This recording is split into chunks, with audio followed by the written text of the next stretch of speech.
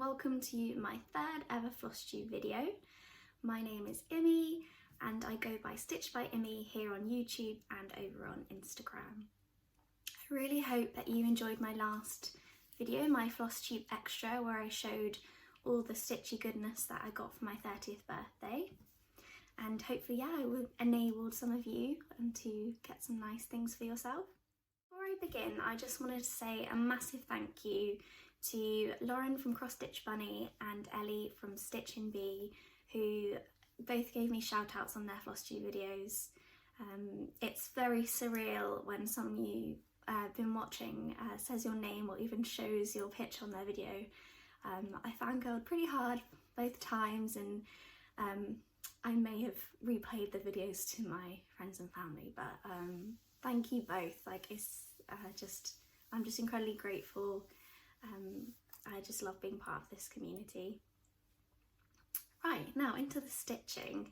So I have kind of been going against the grain of the stitchy community, which seems to be all autumnal at the moment on Instagram, and I'm trying desperately to finish my summer projects so that I can join everyone in the autumnal vibes. So I've been mainly working on 3 whips, which I mentioned in my last Flosstube main video.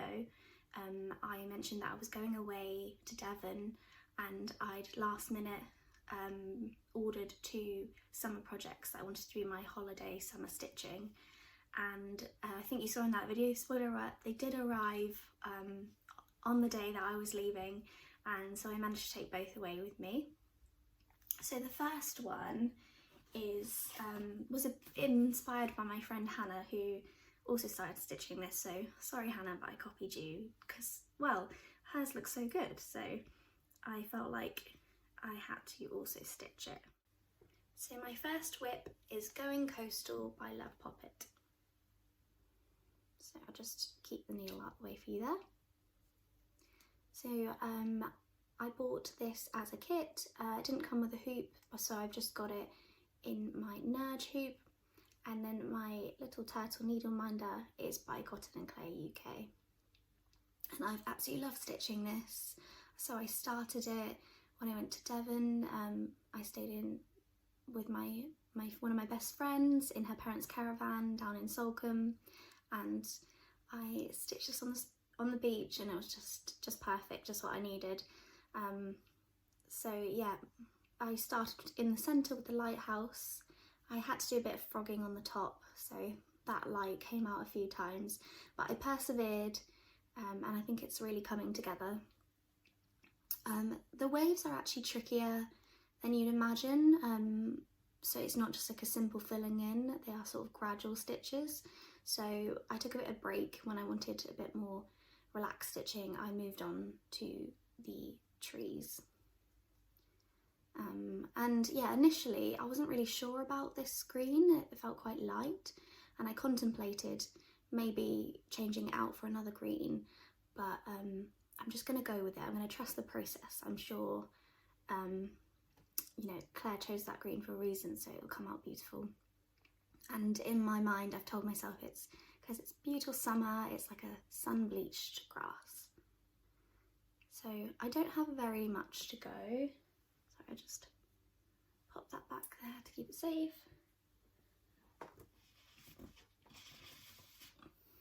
So this is what the final design will look like. So as you can see, I'm very nearly there. I just have to finish the waves, add the sun, the cloud, and the birds in the sky. So hopefully next time I see you, this will be a finish, although I'm sure we'll be way into September by then, and you'll be like, I don't want to see a summer lighthouse in September, but my plan is to finish my summer kits. I don't want to park them for next summer. I just really want to finish this because that's what it deserves. So my other summer project I bought to stitch on holiday was a Tenner Tuesday by Sophie Crafts. So initially it was a mystery kit, just summer themed, and it was £10, like a one-off deal, but now it's been released and you can buy just as a kit. So here it is. I believe it's now called Feels Like Summer. You can see why. So yeah, Sophie sort of said it's a summery kit, not necessarily beachy, just very like happy, and in her like usual style. So yeah, it was just a nice little one to do. I like alternated, you know, that going coastal required sometimes a little bit more concentration, sort of with the waves. So when I just fancied something a bit more relaxed, I picked this up. And I don't think it would take you long at all if you did just stitch it monogamously. And I have actually FFO'd this. So I've just put some nice happy light yellow felt on, and this is the first project that I've been able to put my labels that I got for my birthday. So yeah, I kind of sped to the end to finish this one because I knew I could use one of my new labels, and I was really excited to do that. So yeah, that Feels Like Summer by Sophie Crafts. So that's just been on my mantelpiece, even though today is the 5th of September and it's rainy and miserable. I'm holding on to summer as much as I can. Then, sticking on the theme of summer, I just wanted to finish some of the more summery projects I had. So I picked this back up this month, and you might have seen this in my, was it my first Flosstube or my second? I can't remember now. I mean, this is only my third, I don't know why I'm losing track already. But this is, it's by Twine, which is the subscription box from the Historical Sampler Company. And it was actually the May 2024 design. Looks like this. So it's really pretty. And I mentioned in that video that I wasn't sure if I was going to stitch the month. Since then, the Historical Sampler Company have confirmed that this will sort of be a monthly series. So this one is May, and I believe they've also released August, which has sort of like a beach hut, and they've just released November, which has some really cute squirrels on. I have actually stopped my subscription now, not because I wasn't happy with it, but I was just trying to not have too many on the go. So I won't necessarily stitch them all. So I think I'm still going to potentially sub out the date for some flowers. But yeah, it's coming together really nicely. I'm really glad I picked this one back up. I was actually inspired by my friend's mum who watched my video, and she discovered what went wrong with my wonky house. So it's meant to be wonky, but I'd put the project down because I'd miscounted somewhere on the house, and the top wasn't aligning, and it was really frustrating me.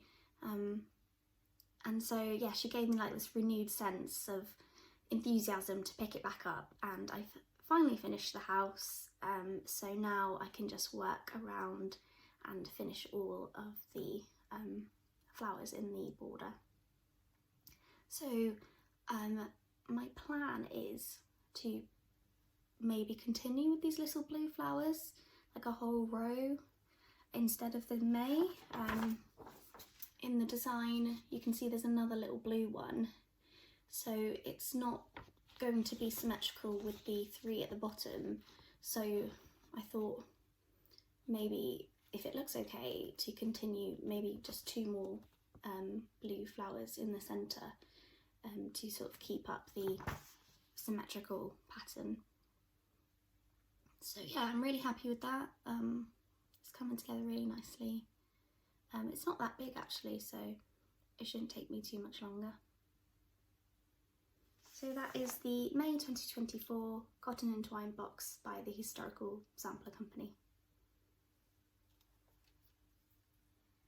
And I'm afraid that's all my whips. So like I said, I've been focusing on finishing my summer whips. I haven't done a huge amount of daily stitching because I've been quite busy, just life getting in the way, and but I did start going coastal and it feels like summer last month for my holiday, so I've just been focusing on them, and hopefully you'll see some finishes when I'm back.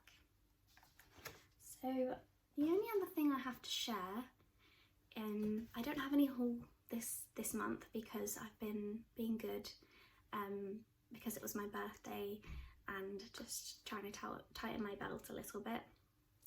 But I suppose this kind of counts as haul in a way, but me and my friend Maisie are planning on doing our first ever sal. So I've done loads of sals, sorry, but I'm hosting my first ever sal. So Maisie, my friend, she isn't a stitcher, but she's a knitter, and we've been meeting up and doing some little crafting sessions, and during that time we discussed maybe doing something together, and she said, oh, I've always wanted to stitch something in memory of my grandma, who absolutely loved cross stitching, and I thought, oh, like why don't we do it? I'll do it with you, like I'll support you. And she showed me some of her ideas, some amazing designs, like she's got very good taste, like the witchy stitcher and things, and she predominantly wanted to do a Halloween design, not necessarily because that would have been her grandma's favourite design, but that's something that she would enjoy doing, and the act itself of stitching is sort of the what's going to be like an honour to her grandma. She's like stitching in her memory. So then we were toying with the idea of what to call it, and she had a great idea to call it the Forget-Me-Not Sal. So it's not based on the pattern, but we have chose a pattern, which I am so excited to stitch. So the pattern that we've chosen to stitch, and you don't necessarily have to stitch this one, if you would like to join, perhaps you could stitch something Halloween-y, or anything really that you want to stitch, maybe in honour of someone that you've lost. So this is the pattern. Sorry, I bought it on Etsy, and so I've printed it out myself, but it's called Halloween in the Rain, and I am obsessed. So it's got a witch, a ghost under an umbrella. I apologise, I cannot pronounce, and I do not want to butcher the name of the designer, so I will just link her below. But you should definitely go check her out. She has an Instagram, and just all her designs are amazing. I haven't come across her before, but I don't think this will be the only pattern I stitch by her. So yeah, I'm so excited to start that. Oh, I didn't look at this. We are planning to start in a few weeks' time. So as I said, today is the 5th of September, so I should have checked the calendar beforehand, and I'm filming on my phone so I can't see. So the Saturday that falls in mid-September, we're thinking of starting then, giving us enough time to finish before Halloween. So if you would like to join us and stitch in memory of someone that you love dearly and lost, then please do. Again, the hashtag will be the Forget-Me-Not Sal. Maisie is super prepped, and she's got the fabric and all the threads. I showed a picture on my Instagram. The palette is just gorgeous. It's so pretty, and it's quite nice. It's not like a typical conventional Halloween palette. So there are those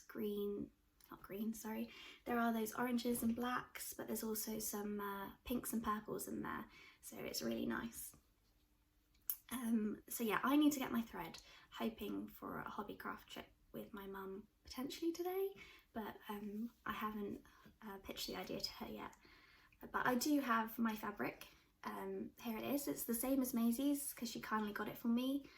It's a 16 count Aida, printed by Lakeside Needlecraft, and I thought that would just be perfect for the design. It's slightly lighter in real life. It's not as same as my magnolia walls, I promise. It's slightly paler. It might just be me and Maisie, and that's okay, but if you do want to join, that would be absolutely amazing. So yeah, I really look forward to starting that. So I've got 2 weeks to finish my summer projects, and then I will join the community and move over to autumn and Halloween, which is the best stitchy time of the year, let's be honest. So I think that's everything. Quite a quick one today, but I just wanted to keep up the momentum and fill you in about what I've been doing. Thank you for watching my video, and I hope you enjoyed it and potentially subscribe. That would be amazing. And I hope everyone has a good September, and I look forward to seeing you again in about a month's time.